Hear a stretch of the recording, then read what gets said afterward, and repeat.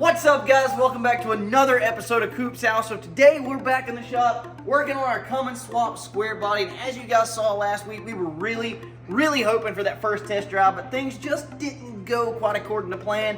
So we're actually setting that goal for this video. We're really hoping to be driving this thing for the very first time, but we do have a whole bunch of stuff to do in order to make that happen. Our intercooler's finally here, so we have to work on that. We have to be able to route all the belts and all that. So there's a whole bunch of work to do in order to get ready for that time. So with all that being said, we've got to have a couple of tools to make that happen. So first things first, we're gonna make a run to good old trusty Harbor Freight. We're gonna get back, get to work, and hopefully get this thing ready to drive for the first time.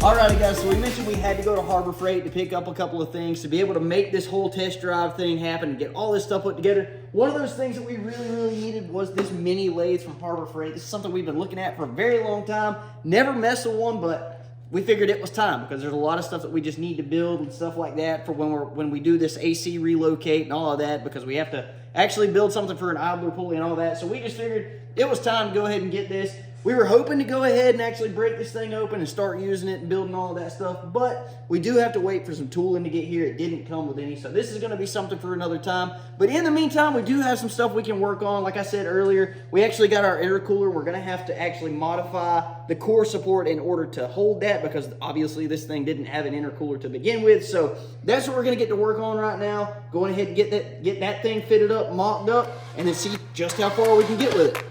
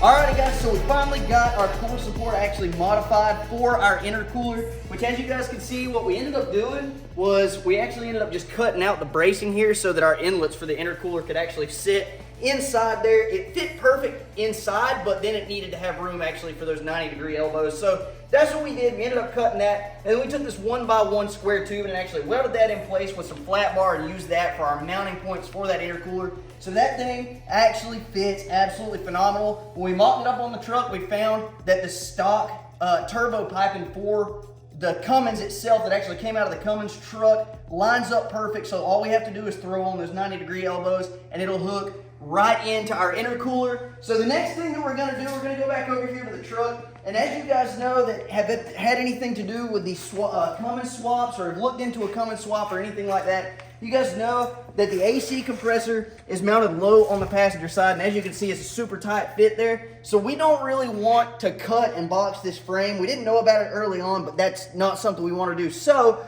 what we're going to be doing is we're actually going to be high mounting the AC compressor because we do want this truck to have air conditioning and all of that good stuff. So we're actually fixing to move into building a bracket to actually move that up. We're gonna have to add in an idler pulley and all that because we do have to change the routing of the belt and all of that good stuff. So next thing we're gonna do, we bought our lathe. We're gonna go over here. We're about to get the machine and some parts and hopefully get this AC compressor mounted, and that way we can get everything put together and be one step closer to driving this thing.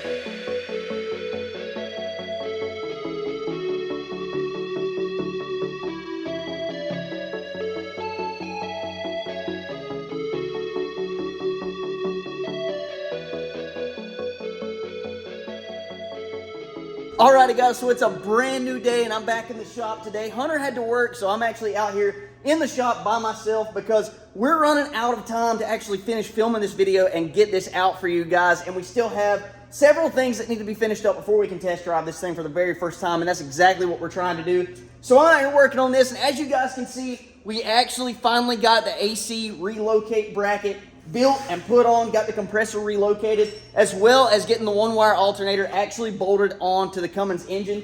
We were actually able to go ahead and utilize that stock Cummins alternator bracket with the GM alternator, so that was actually kind of cool. There are some adjustments that I need to make in order to make the belt actually run straight and run true, so we don't have any issues with that, but that's fine. I still have to make a run to the parts house and get a couple of things to be able to knock all of that out, so that's no big deal. But aside from that, one thing that I need to do is go ahead and get brakes on this thing, because if we're going to be driving it, we need to be able to stop it. So I've got the brake lines and everything here, got the brake proportioner valve and all of that stuff, so got a whole bunch of stuff to do in order to knock this out, and that's going to be the most time consuming, so that's the next thing that I'm going to do. But anyways, I need to go ahead and get on that so I can get it done, because we are running short on time. So let's get to work right now and get some brakes on this truck.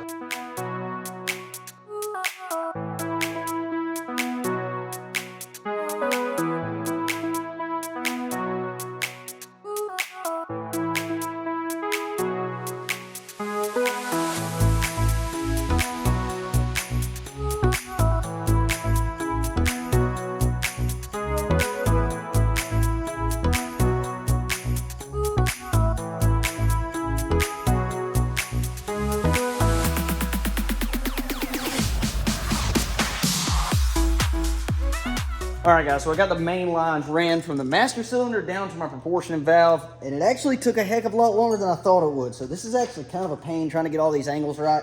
Luckily, that's going to be the hardest part, because everything else is pretty much straight runs or super short runs, so it'll be really easy moving forward. So not going to film the next steps, but I will show you guys after we're done. But next thing we're going to do is go ahead and run the lines from the proportioner valve over to our calipers on the front, and then from the proportioner valve all the way back. And then once we get to the back of the truck, we're actually going to go ahead and split off of that and make sure we go to those brake cylinders on the drum brakes on the rear. So that's the next thing I'm going to do. Like I said, not going to film it, but I will show you guys what it looks like just as soon as I'm done. So I'll see you back in a few. Okay, guys, so I'm back at a standstill. I actually got the front brakes ran, actually got them hooked up to the calipers and all of that good stuff. So I haven't actually started on the rear yet. But what I realized is that I'm actually going to have a whip line for the back. So there's something that'll actually flex when the frame goes up and down and all of that. And I actually need a T-fitting so that I can actually let the feed line in and then split it off into two, as well as have the whip line actually go into it. So I guess I actually really need a 4-way block, essentially, is what I need to be able to hook all this stuff up. So going to kind of be at a standstill with that for just a minute. But what I am going to do before I actually go into town so that I can make sure I get everything I need is go ahead and put the core support up here, get it fitted, measure for those radiator hoses, because I'm going to pick up some flex line while I'm there, and hopefully be able to get that hooked up. And I also have another filler neck and stuff that I'm going to put on there, because I had to change that after we rerouted the belts and all that good stuff. So there is a little bit of stuff that we actually have to do. So I'm going to take care of that. We're going to head into town, get the last little bit of parts, come back, and hopefully wrap up what we need to wrap up.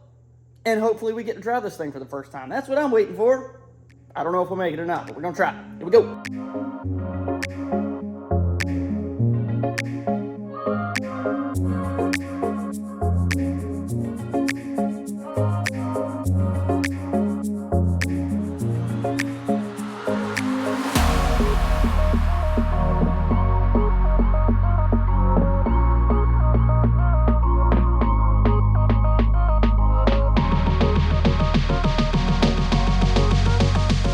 Okay guys, so we got everything measured for our radiator hoses, but unfortunately nobody in town had any of the hoses in stock. So that's unfortunate. It's ordered, but it's not going to be here until Saturday, which means that's going to put us a day behind schedule, which means we're going to be actually either releasing this video without driving the truck or releasing the video a day late and still hopefully get to drive the truck. So with that being said, I'm okay with actually just releasing this video a little bit late, because I said that I was actually going to get to the point of driving this truck. That's what I told you guys. And that is what I'm actually shooting for. That's what I want to happen in this video. So in the meantime, what I've been working on is I actually got the serpentine belt on the engine with the alternator bracket, all that good stuff. And I've actually found my AC bracket is not going to work. I'm going to have to rebuild that. I'm going to have to move everything forward about 1/4 inch and make sure that it's good and square, because it is a little bit short. No big deal. That won't take very long. But I do have one major problem. When I actually put the straight filler neck or water inlet neck On this motor, I actually had to use a different alternator bracket because on that one it doesn't have it integrated. It's actually two separate pieces.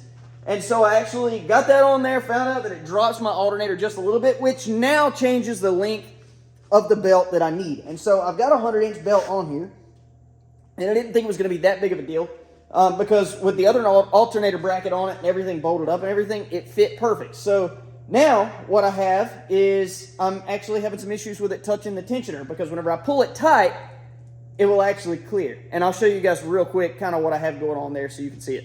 So you can probably see right there, you can tell that belt is twisted. And right in there is where it's touching. So what I see is whenever I actually, if I pull the slack out at the top, man, that's a lot. If I pull it out at the top, it'll clear, I'm trying to show you, it'll clear all the way through. So this tensioner pulley has to actually be straight up and down in order for that to work. So what I'm thinking is I might actually get them to order me a 97-inch belt. Don't know that it's going to be that short, but maybe I'll get them to get me a 95 and a 97-inch. But either way, get them to order that, get it here, and hopefully test fit that on there. So hopefully it makes this straight up and down rather than cockeyed, so it'll actually clear right over there. So I know that while we drive this thing and as it runs, it's probably going to stretch that belt just a little bit, but I would have to hope that it doesn't stretch it very much because then we end up right back in the same predicament where the thing actually kicks out to the side and then we're hitting the tensioner again. So that's something we definitely don't want because then it's going to stretch or shred the belt and then we're just going to run into a whole bunch of other problems. But anyway, I'm going to get them to order me a couple of other ones that are a little bit shorter than this, maybe a 95-inch and maybe a 97-inch, and just see if that makes the difference. I think I can also probably push this up and take some of the slack out that way as well. So I can make this work, I think. So just got to figure out how it is that we're going to do it and all of that. So that's what this is all about. Test fitting, figuring out what works, figuring out what doesn't. And this is my first Cummins swap ever, and it's a learning experience. So anyway, it is what it is, but I'm going to call it a night for tonight because it is starting to get pretty late, and I have to work in the morning. So I'm actually going to just call it here, and then that'll give me a couple of days to plan. I'll be getting off Saturday morning, and so whenever I get off, I'll go by, get all those parts, come back here, start fitting everything, and hopefully figure out what it is that we're going to have to do and hopefully get this thing rolling. So anyway, we'll figure it out later, but I'll see you guys Saturday morning.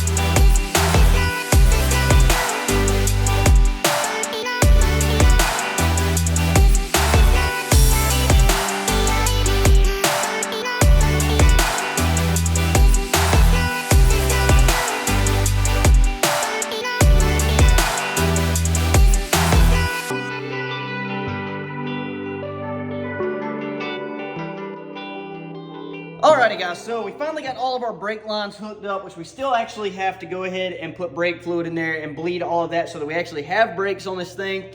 But one thing I wanted to point out to you guys, we found out that we're having issues and we're not able to actually get this belt to run super straight. So it's going to take some time for us to actually machine this part out for the idler pulley like it needs to be so that it's straight and that belt runs without kicking off, because it's like every time we start the truck right now or try to start the truck, it just throws the belt off, which is not going to work at all. So in the meantime, I've actually called ahead. We've ordered a belt that's going to be the right length to actually eliminate all this stuff right here. So we'll be able to use all the factory pulleys and stuff right where they are, so we won't have to worry about any of that. So we're able to throw that on, but it's not going to be in town for about another hour or something like that. So I've got the radiator hoses, a couple other lines that I need to run off of the transmission and get all of that stuff hooked up to the radiator so that we actually have the transmission cooler and all that. And then we have our turbo boots to throw on. So we have a couple of things that we can do in the amount of time that it's going to take for that belt to get here, so that once it gets here, all we have to do is throw this thing on, go ahead and get ready for that first test drive. So that's what we're going to do right now. We're going to go ahead and start actually putting turbo boots on, hooking up transmission lines and all that good stuff. So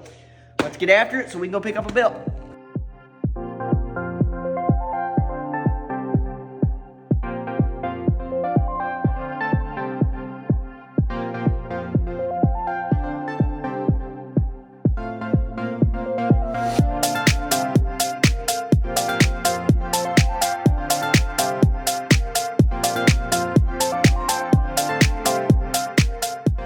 Alright guys, so we actually picked up the 67-inch belt, and it turns out that it's actually a little bit too long. I believe it was the 67, it might have been the 68, but it's just a little bit too long, and so we're going to have some issues with it touching that tensioner pulley, which we don't want.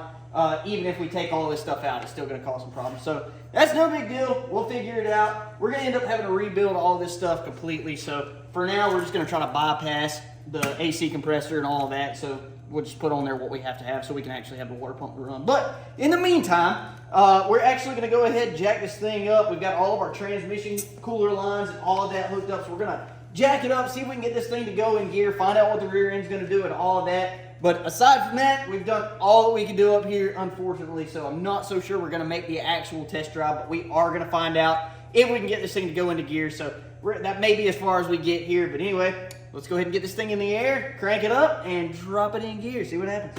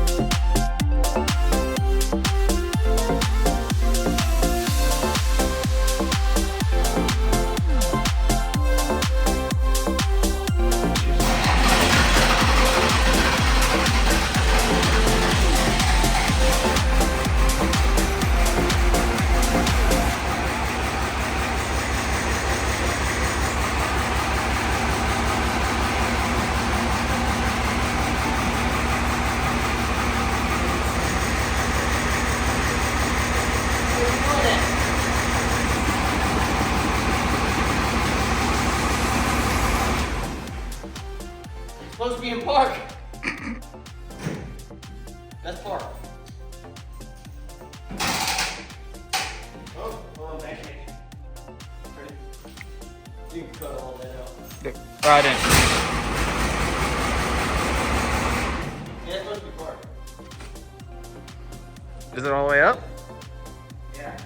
And I haven't had the burst yet either.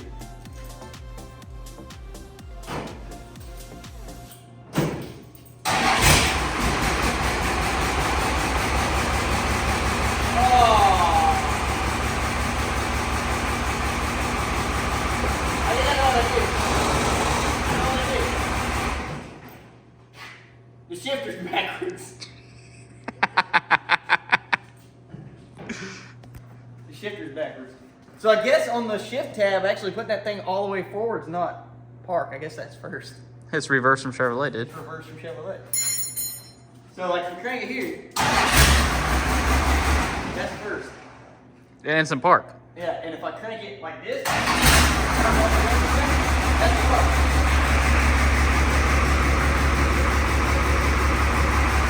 Move it up one. Yep, reverse. Backwards.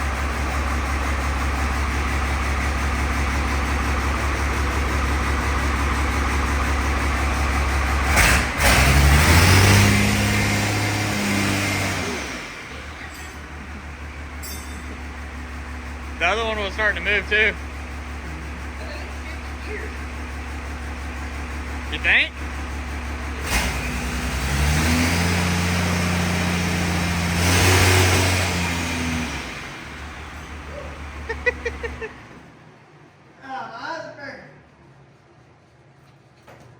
That wheel was starting to move. I'd say we failed successfully. Failed successfully. Failed successfully.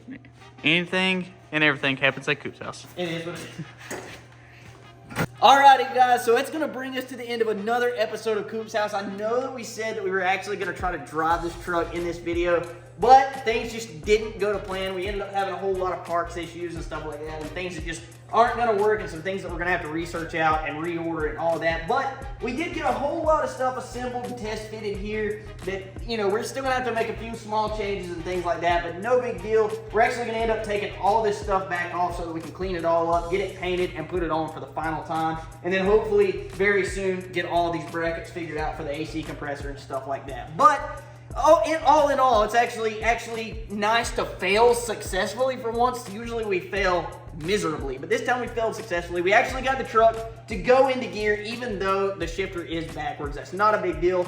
I actually have an idea of what it's going to take to be able to fix that thing and actually get it to where it operates as it should. But as always, we appreciate you guys tuning in and hanging out with us. Have a happy new year. We'll catch you on the next one. Deuces.